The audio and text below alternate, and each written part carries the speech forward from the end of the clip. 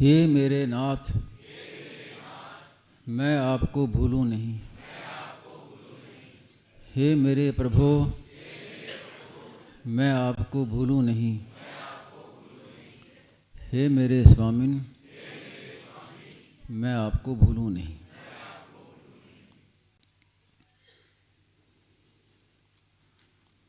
आज का जो सत्संग आपने सुना स्वामी जी महाराज से, अगर समझ जाएं तो पूरा का पूरा सत्संग हो गया, कुछ बाकी नहीं रहा। बहुत विलक्षण सत्संग था।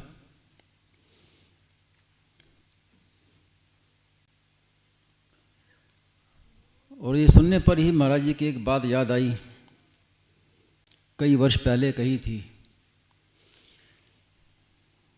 कि अभी जो सत्संग होता है ये सत्य युग में भी किसी को सुनने को नहीं मिला। अभी जो सत्संग होता है ये सत्य युग में भी किसी को सुनने को नहीं मिला, किसी को सुनने को नहीं मिला, ऐसे सब करा। और फिर महाराज जी बोले कि लगता है कि भगवान ने कुछ ज़्यादा ही कृपा कर दी। तो आज वही बात मन में आ रही थी। और मूल बात क्या थी? केवल स्वीकार करना, मानना है, और क्या है? आजकल के जो आप विषय आपने सुना, कोई कठिन साधन नहीं बताया, कोई बड़े बड़े यज्ञ दान तप आदि कुछ नहीं कहा। केवल स्वीकार कर लो, मान लो। और आखिर में स्वामी महाराज ने एक बात कही थी, वो आपने ध्यान दिया होगा कि कम से कम इतना मान लो कि मैं आपको धोखा नहीं देता हूँ। ये क्यों कहा स्वामी महाराज ने? प्राय ये महाराज जी कहा करते थे, ऐसी बात कभी कभी कहा करते थे। तो कभी आपने विचार किया कुछ ऐसा क्यों कहते महाराज जी? इतना स्पष्ट करने के बावजूद भी लोगों के मन में जैसे इतनी जल्दी ऐसे कैसे हो जाएगा, यही बात है। इसमें खास काम किया मैंने, तो बहुत सूक्ष्मता से इसका अध्ययन किया है कि अच्छे अच्छे जो साधक हैं, जो स्वामी जी पर श्रद्धा रखने वाले, उनमें भी कहीं ना कहीं कुछ अश्रद्धा का अंश रहता है। ये तात्पर्य है। पूर्ण श्रद्धा वाले कम हैं। अगर आप खुद देखें तो मालूम पड़ेगा, जल्दी पकड़ में आती नहीं बात कि हम समझते हैं कि हम तो स्वामी जी पर पूरी श्रद्धा रखते हैं, पूर्ण श्रद्धा रखते हैं, लेकिन कहीं ना कहीं कुछ अश्रद्धा का अंश है। तब स्वामी जी महाराज को ऐसा कहना पड़ता है। तो खैर वो विषय दूसरा है। तो आज जो बात कही कि इसमें कुछ साधन नहीं बताया महाराज ने कि ये ऐसा साधन करना, ये करो वो करो, कुछ नहीं, स्वीकार कर लो, मान लो। और महाराज ने एक बार कहा था कि श्रवण मनन निधिध्यासन आदि साधन करने से जिस तत्व की प्राप्ति होती है, मेरी बात आप केवल मान लो और उस पर दृढ़ रहो, उसी तत्व की प्राप्ति हो जाएगी।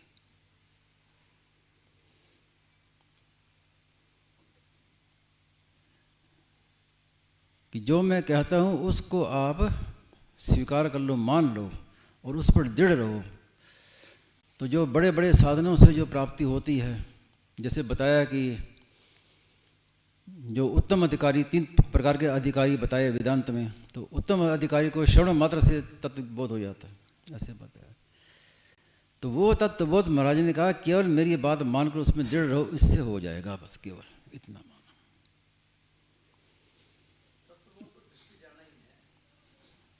और मानने के विषय में बहुत मार्मिक बात, कल ही हमारे पूज्य चौबे जी महाराज थे, इनको बड़ी अच्छी लगी, नोट कर लिया आपने, मानने के विषय में, कि जो बात आप भी नोट कर लो या ध्यान कर लो, जो बात मानने की अथवा स्वीकार करने की है, उस पर विचार करने से, उसको समझने की चेष्टा करने से और उसका चिंतन करने से वो बात आपके जीवन में नहीं आएगी।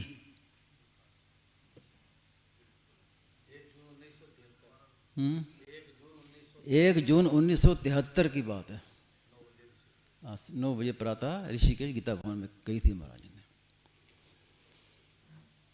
एक बार फिर कह देता हूँ कि जो बात मानने की है, स्वीकार करने की है, उस पर विचार करने से, उसको समझने की चेष्टा करने से, उस पर चिंतन करने से वो बात जीवन में नहीं आती।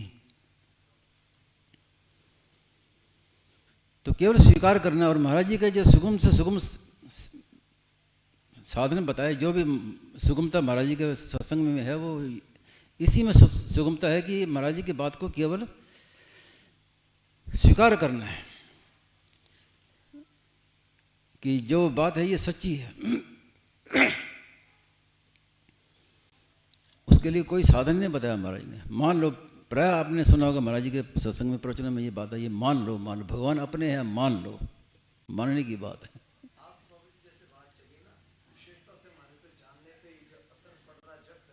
हाँ हाँ, तो महाराज ने, लेकिन माननी तो स्वामी जी की बात है हमें। क्या कि कौन रहा है ये तो वही तो बात आ गई कि जो स्वामी जी ने कहा उसको मानना है, स्वीकार करना है। आप विचार करें कि चाहे ज्ञान मार्ग हो, चाहे कर्म मार्ग हो, चाहे भक्ति मार्ग, मानने के बिना कोई मार्ग चलता ही नहीं है। ज्ञान मार्ग में अगर कोई गुरु के पास जाएगा तो गुरु जो कहेगा उसकी बात को मानेगा, तभी तो ज्ञान मार्ग चलेगा। अब हम मानते ही नहीं तो क्या करेगा। आरंभ में मानना ही होगा। बचपन में जब हमने विद्या सीखी, वर्णमाला सीखी, तो अध्यापक ने कहा कि ये ऐसे लिखो, ये हो गया क। उस समय हम कहें कि ये का कैसे हो गया, हम नहीं मानते, तो फिर गया मूर्ख। मानने से ही सब काम आरंभ होता है, चाहे वो कोई मार्ग का हो। पहले जान जाए ऐसा कभी होता ही नहीं है, पहले मानना ही पड़ेगा।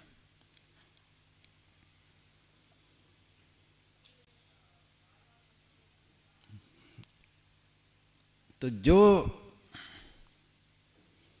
साधन सावधानी पूर्वक किया जाता है,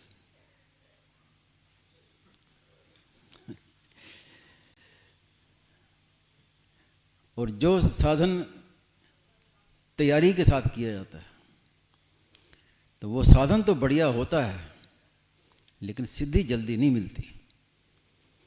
इसका तात्पर्य क्या हुआ?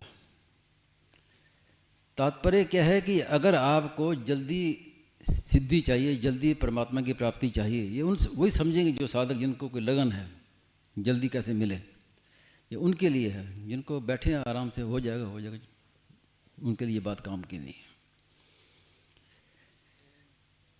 साधन से सिद्धि तब जल्दी मिलती है जब साधन स्वाभाविक होगा। तात्पर्य है कि साधन स्वाभाविक होना चाहिए। अब उदाहरण दें तो महाराज ने उदाहरण दिया कि जैसे हम दिन भर श्वास लेते हैं,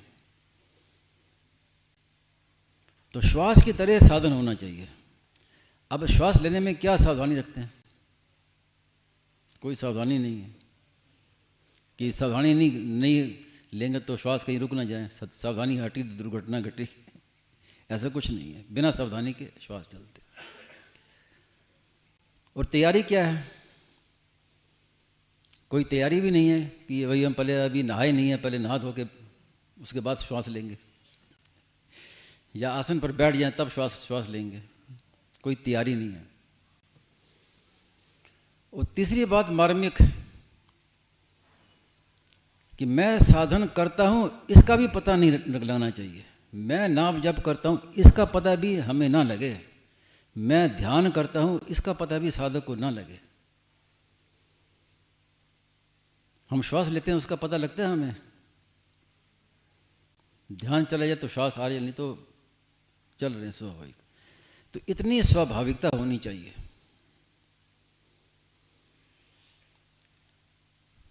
इसीलिए स्वामी जी महाराज ने ज़्यादा जोर दिया मानने पर, कि मानना जितना स्वाभाविक होगा उतना करना स्वाभाविक नहीं होगा, और उसमें बड़ी देर लगेगी।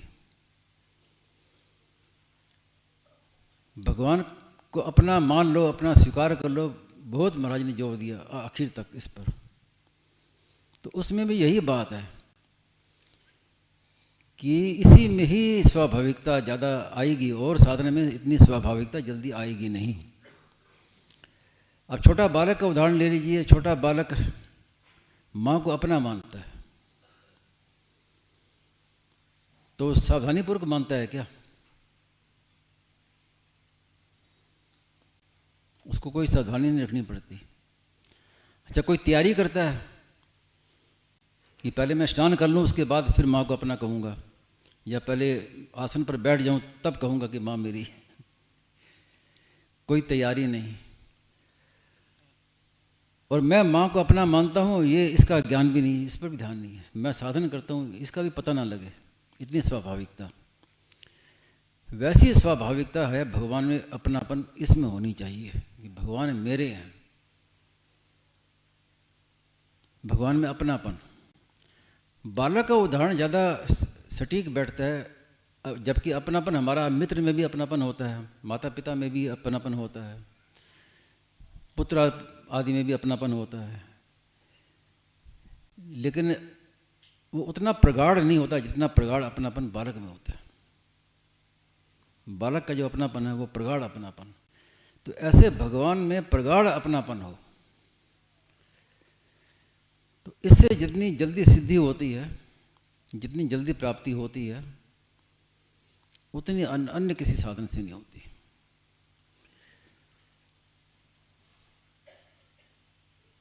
तो खास बात क्या है कि साधन हो वो स्वाभाविक हो।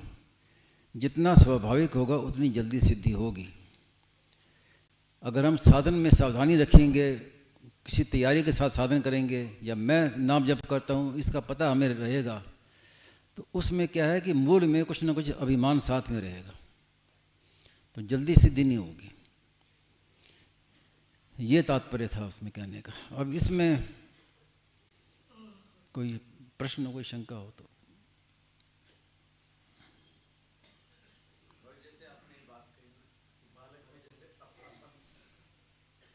बालक में अपनापन जितना स्वाभाविक और जितना दृढ़ होता है, प्रगाढ़ होता है, हाँ, प्रगाढ़ होता है, उतना बाकी रिश्तों में नहीं दिखता। हाँ। बात सत्य है, क्योंकि उसकी सारी जो आवश्यकताएं माँ पूरी करती है और वो उसकी दृष्टि केवल माँ के ऊपर ही रहती है। नहीं, बाकी रिश्तों में आप पूछिए अपने बेटे से प्यार है तो क्यों प्यार है कि भाई मेरा बेटा है, उसका प्रश्न का उत्तर है। आप उससे पूछे भी क्यों, तो वो बताया कि इस कारण से ये प्रेम है।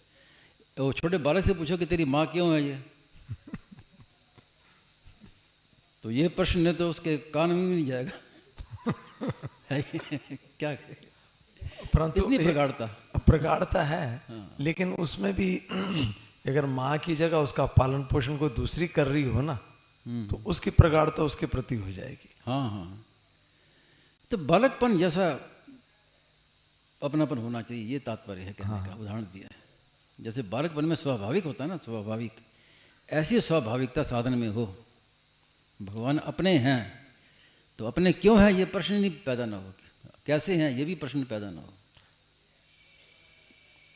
लेकिन वो ऐसा बालक अबोध होते हुए बड़ा बोधवान होता है, क्योंकि वो माँ उसकी सारी पूर्ति करती है, तो वो समझता तो है, रोता है तो माँ ही उसको ये समझता है कि आपके कई स्त्रियां सामने खड़ी हैं और हम नहीं जान सकते कि इस बालक की माँ कौन है, इनमें माँ कौन है। बालक से पूछो, फट भाग जाएगा माँ के पास। इतनी पहचान है कि मेरी माँ तो यही है। अब वो काली गलूटी है, बड़ी बढ़िया गहने कपड़े नहीं पहने हुए है, तो भी वो कहेगा ये मेरी माँ तो ये है, वो मेरी माँ नहीं, चाहे भली कितनी सुंदर हो, कितनी गहने कपड़े वाली। मेरे तो ये बात है, जैसे अनन्याश्चिंतयन्तो मान, मतलब जब साधक अपने लिए कोई प्रयत्न नहीं करता, अपने निर्वाह के लिए भी, और तब उसकी जो स्वाभाविक मांग भगवान पूरी करते हैं। जैसे कल महाराज जी ने एक दृष्टि वो बताया था ना, एक भक्त का उदाहरण दिया था कि उनके मन में आई कि प्यास लगी है, और छोटा बालक कैसे खुद तो कुछ नहीं करता, तभी कोई महाराज प्यास, हमारे माँ आ गई। उस प्रकार अपनी सारी वो बिल्कुल निश्चेष्ट हो जाए भगवान, सर्वदा निर्भरता, पूर्ण निर्भरता। हाँ, ये है पूर्ण निर्भरता, तभी उसका वैसे प्रगाढ़पन हो पाएगा। और उनके आता है भोले बाबा की बात थी, है भोले बाबा थे ना, भोले बाबा की, उनकी हाँ, बात है। हाँ। और एक बात और भी आई है कि वो लेटे हुए थे और प्यास लगी जोर से, तो फिर क्या, चेले थे, सब कुछ था, लेकिन उन्होंने कहा नहीं माँ पिलाएगी, पीऊँगा, मैं क्यों कहूँ। इतने में कोई आ गया, चला लो जल पी लो। तो इतनी निर्भरता भगवान में। और शिष्य की भी बात ऐसी आती है, शिष्य भी अगर वो सच्चा गुरु का भक्त है, सच्चा सेवक है, तो गुरु की प्यास लगी है तो गुरु को कहना नहीं पड़ेगा मुझे प्यास लगी है, उसके मन में आ जाएगी कि ये प्यास लगी है, मुझे पानी पिलाना है। हाँ हाँ, कई उदाहरण ऐसे आते हैं, बताते हैं।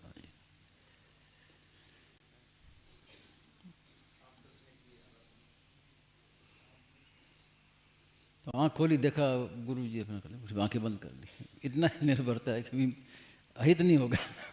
माँ है, अब माँ बच्चे को कई बार मारती भी है, डांटती भी है, तो बच्चा फिर जाके फिर वापस मुड़ के माँ को ही देखेगा, ताकि जाएगा कहाँ। दोनों बातें हैं, मतलब जड़ता के साथ संबंध विच्छेद वाला बात भी अगर बिल्कुल स्पष्ट रहेगी ना, क्योंकि प्रभाव जितना भी पड़ता है जड़ मन बुद्धि आदि पे पड़ता है, वही हमारे को विचलित करता है और उसी से हम कच्चे पड़ते हैं। अगर ये विवेक भी स्पष्ट रहे कि ये तो जड़ पे पड़ रहा है, मेरे पे तो है ही नहीं, तो फिर वो जो कुछ हो रहा है उसको मानने में बड़ा ही सुगम हो जाएगा। जानना और मानना दोनों एक साथ। हाँ, मेरे तो गिरधर गोपाल, दूसरा न कोई, दोनों बातें। स्वामी महाराज ने कहा कि दोनों में तो कोई एक मान लो, दूसरा न कोई मान लो, चाहे मेरे तो गिरधर गोपाल मान लो, परिणाम दोनों का एक होगा। वो अपनी योग्यता के अनुसार में, जो विवेक मार्गी है वो मानेगा, दूसरा न कोई, उसके लिए वो सुगम पड़ेगा। जो विश्वास मार्ग का है वो, उसके लिए मेरे भगवान है ये सुगम पड़ेगा। तो जो सुगम पड़े उसको मान लो, जैसे कल आपने पूछा था ना। तो परिणाम में एक ही है, चाहे छोड़ो चाहे जोड़ो।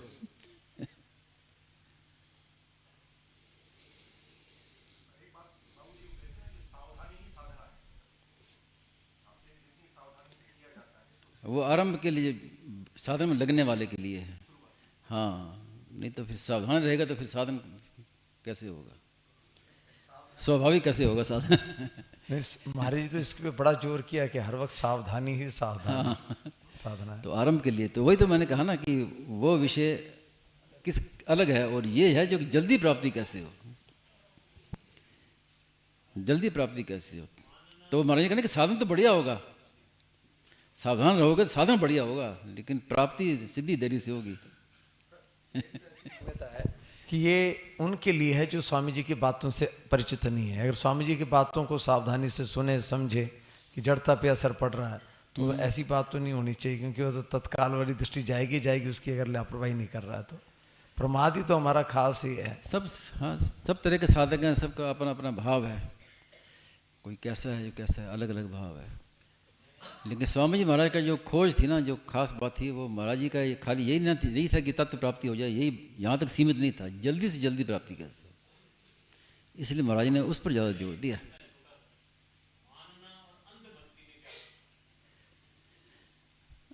मानना और भक्ति तो अंधी ही होती है।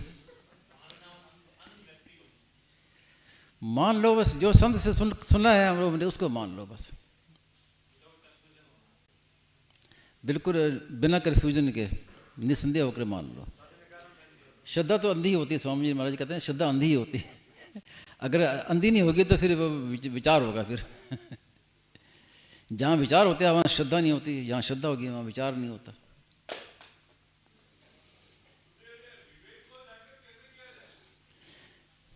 जितना हमने अपने विवेक से हम जो जानते हैं कि ये ठीक है, ये बेठीक है, उसके अनुसार चले, उसका आदर करें। बुद्धि नहीं बताती है, विवेक बताता है। विवेक बुद्धि में आता है, बुद्धि तो जड़ है। जैसे बल्ब है, बल्ब में प्रकाश आया तो प्रकाश बल्ब में थोड़ी है, प्रकाश तो बाहर से आया है। बल्ब तो उसका एक यंत्र है, माध्यम है। ऐसे बुद्धि एक यंत्र है, उसमें विवेक आता है, विवेक प्रकाश आता है। तो उस विवेक के अनुसार जो हम जानते कि ये ठीक नहीं है उसको हम छोड़ते जाएं तो अपने आप विवेक का विकास हो जाएगा, और वो विवेक ही आगे चलकर विकास होते होते अंत में तत्व ज्ञान में परिणत हो जाता है। नारायण नारायण नारायण।